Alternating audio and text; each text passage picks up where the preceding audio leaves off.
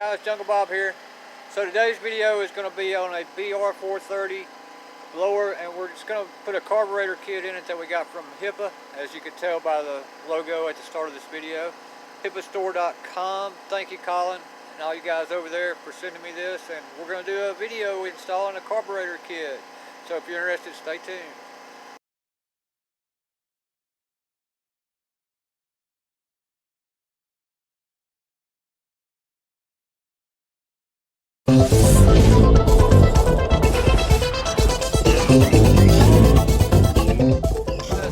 Jungle Bob back. So today's video is going to be on a Stihl Br430 blower. This video is going to be brought to you by Hipa, the Hipastore.com. Go check them out if you want to get some really good deals on carburetors and chainsaw parts, blower parts, carburetors, just about anything.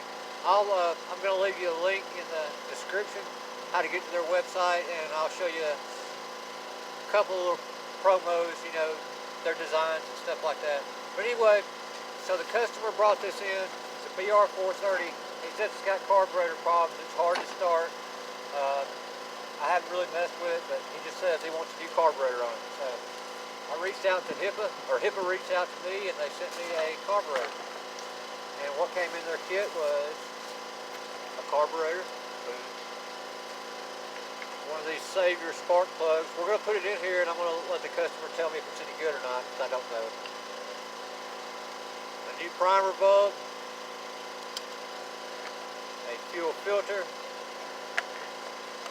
and some fuel hose. Now this isn't Stihl fuel hose, it's black, but it's not stock Stihl OEM fuel hose. But we'll use it if we need it. So let's just see what this thing's doing first. I'm going to prime it up. And right away I don't see any gas coming to the primer bulb. So that's a sign. Let's pull it.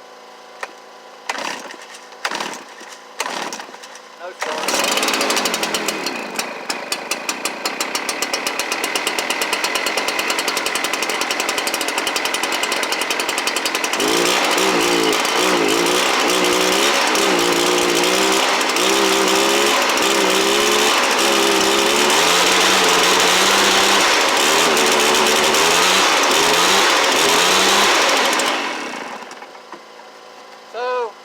Wasn't really that hard to start, but kind of sputtering a little bit. I could adjust this carburetor out and get it to work right, but we're going to take it apart and see what's up with it. So what we're going to do is we're going to take 1, 2, 3 screws off to get this recoil off, and then there's the 4 screws around here, and the air filter covers 2 screws. We're going to take all that off, and I'll come back. Y'all know how to do this, no big deal. And when you're taking this spark plug off, you don't even, on this 430, you don't even have to take it off this way, because this cover slides out off of it. So, I'll be back. Right away, when we get the cover off, we see all this liquid down in there. And it doesn't look like it's leaking from around the crankcase itself or the bottom engine pan. It looks like it's more migrating over from the carburetor area. If you look up in there, how that's all wet. And then just running over to here, because it's even wet up here. But look at here right off the bat, right there, that fuel line's messed up.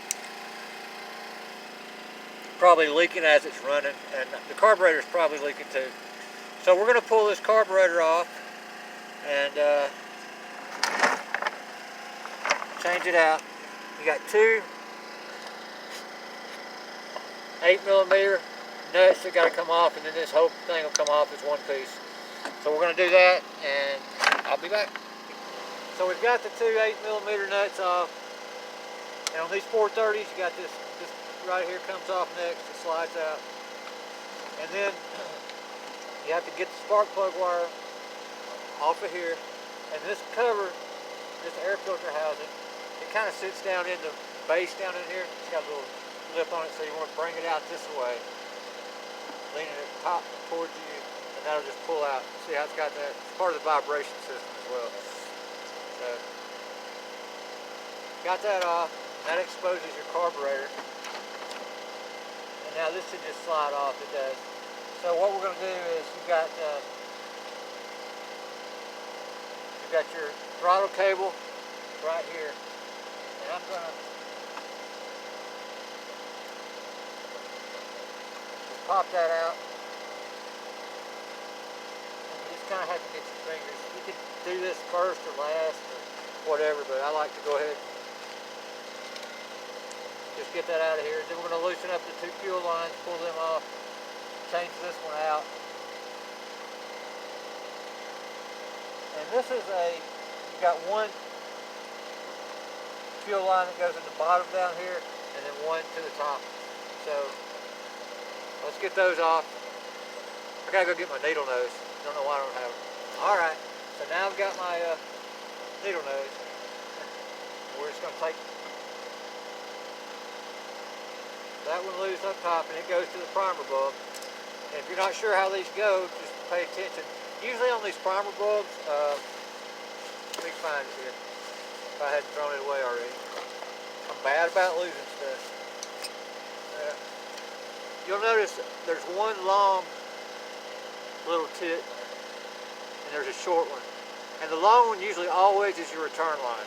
It always usually goes to the tank, back into the tank. It's your return line. So keep that in mind. Little tip. Now back to business here. Now we got that one loose. We got a little more flexibility with this carburetor. You just pull it on off, and then you slide up the throttle cable. This one's a little frayed right here, but it's still got some more life in it. And then you've got this fuel line coming to the bottom of the carburetor. Just kind of get up under there and the start of it, pry it up. And if you damage the tip of it, I'll go ahead and just, oh yeah, crack your fuel lid so you don't have gas shooting everywhere. And you got that off. I usually go ahead and cut me a little chunk back off of it, just long enough. That way, whatever you did damage is fixed, and it gives it a tighter fitting when you put it back on the other carburetor. Because after time, it forms up. It forms up and gets wide, and it'll slide off or provide air leak. But you can see this carburetor is pretty nasty, and this is the one Hipa sent versus the one that came off. It's the exact identical carburetor, except one says Stihl and one doesn't. But it looks pretty good, other than the Stihl one has a silver tip on it, and that has gold. A lot of times I have problems with the where it accepts the throttle cable, these holes not being big enough, but this one looks like it's going to be fine. So we're going to get this reinstalled the same way we took it off, and change this fuel line and the primer bulb, and I'll be back. What we've done is we've changed the primer bulb out, got this old one out of here. It probably still works. I don't see any cracks in it, but Hipa sent us the kit, so we're going to put the kit in it. So I've already popped it out. In case you don't know how to do this, once you've got it off, you can just, there's two little tabs, one right there and one right there. And you can just mash down on it, or get behind right in here with a screwdriver, a small screwdriver, and you can just pop it right out. You can do these on the Echoes too, on some of the Echoes. So that just pops out. And you'll find yourself, you may have to heat this up a little bit to get it to go over the tit, but probably not. It depends. Sometimes you do, sometimes you don't. So I like to just go ahead and hook the lines up with it out, then put it back in, because it's much easier. And this little piece that we cut off that was bad, we're just going to kind of measure that. Straighten it out and measure it. And it's about right there. And we're just going to cut it right there. Yep, like so. Alright, we'll get the carburetor hooked back up. It's just the same as before. This line right here will go to the bottom, and then this one to the top. So, be right back. So we're hooked up to there. We're going to take this piece here, go ahead and put it on here. Well, I'm going to go ahead and hook this throttle cable up first. And we'll turn it so the fat part is sticking up. It wants to receive the throttle cable like that. And go ahead, you got this fuel line here, you might as well go ahead and route it back where it goes. Got a little slot it goes into. And then you come up and you go ahead and put your carburetor over the studs if you want to. Make sure this gasket's good that goes right here. There's a little gasket behind here.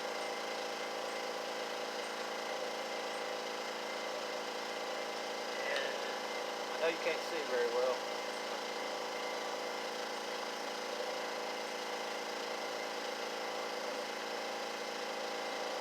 And make sure you get that pushed up good. I'm going to give you a close-up of what this looks like when it's back together.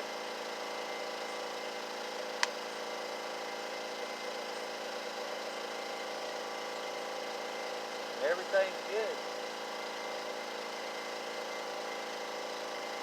And then your throttle cable also has a little place that goes in and slides in, you'll see right there. And I'm going to give you a little close-up of all that. All right, so this is your throttle cable winding up, and it goes right in there and then up to the throttle linkage right there. Then you got your other fuel line. It goes in this little slot here, right there, and make sure the other one's still in place. And the reason that's there is so when you put your cover on, you don't pinch the fuel line. And then we've got our primer bulb back in. Now you see where I cut that, and it's a little bit, see how it's wanting to kink? So we're going to pull that back off and take about 1/8 of an inch off of it, 1/4 inch off of it, and because we want to kind of make it where it's a good fit right in there. We don't want it kinked up like that. So you see that's much better, just like that. So now it's just same procedure for reassembly, and we got to change the fuel filter in the tank. Yeah, before you try to pump any fuel through here, go ahead and change that filter, get that out of the way, and make sure your fuel lines are clear. That way you're not sucking any trash into the new carburetor. Alright guys, so we got our everything back together. Got the new fuel filter on. I just fished that out with my little tool, coat hanger, and changed it out. Now I'm going to punch it back inside. Yeah. Be sure and remember to put your spark plug wire back where it goes, the correct routing. All that looks good. When you go to put this cover on, very important that you don't lose these. They always fall out. I just take me a little grease and put behind them before I get ready to put the cover on. But that serves as a spacer for your recoil, and it also keeps it lined up. If you don't put it on there, you won't have the proper clearance and you'll wear your recoil out if you don't break it on the first pull. Anyway, these are very important, so don't lose them. And don't let them get caught up on the flywheel either, where it's magnetized, and then you spin it. First thing that's going to happen is it's going to hit this coil right here, and then you damage your coil, probably your flywheel too, but most definitely a coil, and you'll have to replace that. So I'm going to get the cover back on and the recoil back on, and we're going to see if it'll run. So I took it off choking and cranked up, but this is how it's idling straight from Hipa.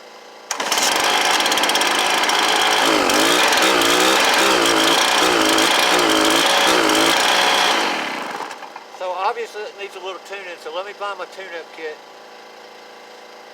It accepts the flathead or the socket, so I'm going to do it with the flathead. So let's crank her back up.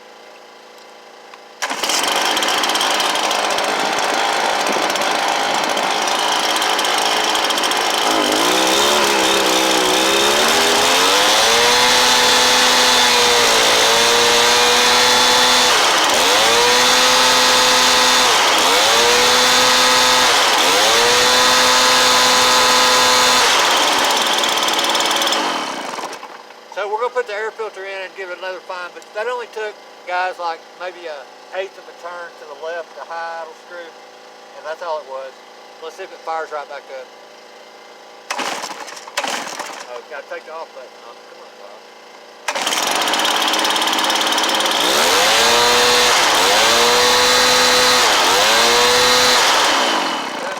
All right, I'd say she's good to go. So once again, I would like to thank everybody at Hipa for sending me this kit. And in case y'all are wondering, guys, what I'll do on these is, since it was sponsored by Hipa, for this guy, he's a regular customer, I'm just going to charge him labor for this and not for the parts, since they were free to me.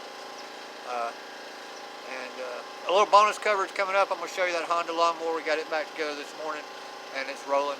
So hang loose for that.